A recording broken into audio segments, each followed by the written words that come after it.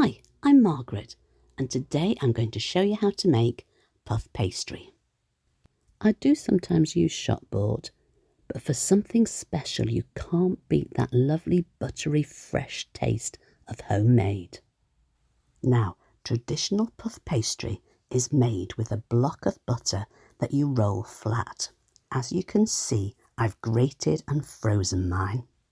I find this makes it much easier to work with.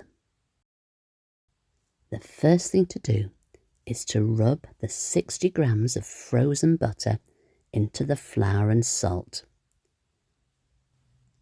As you rub it together, the warmth of your hands will melt the butter a little bit, but it won't completely rub into the flour, and that's fine. Add a teaspoon of lemon juice and enough cold water to bring it together.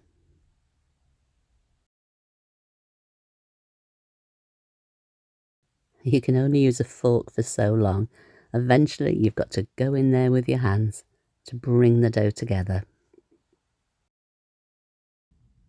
Now, there are 7 steps to making puff pastry, and here's the first. The dough needs to be rolled out on a floured board. I'm going to try and keep it as near to a rectangle as I can, and this gets easier each time you roll it out. I'm pushing those edges in a little bit to get a better shape. I'm going to use half of that big box of frozen butter, and I'm going to spread it on 2/3 of the pastry. I'm touching it quite lightly. I don't want to melt the butter. Then the empty third gets folded over, and the exposed buttery third gets folded over that. Turn it round, and then we're ready for step 2. Again, I'm going to roll it out into a rectangle, and then fold it into thirds, but this time without the butter in between. It's so important to keep the butter cold when we're making puff pastry, so I'm wrapping it up now and putting it back into the fridge until it's solid again.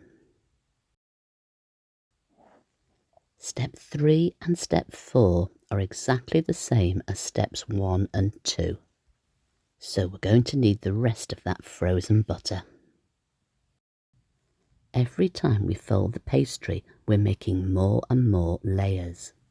And all these layers will, of course, have solid butter in between. By the end of step 4, we've already got 81 layers. And 2/3 of that, 54 layers, will have butter in.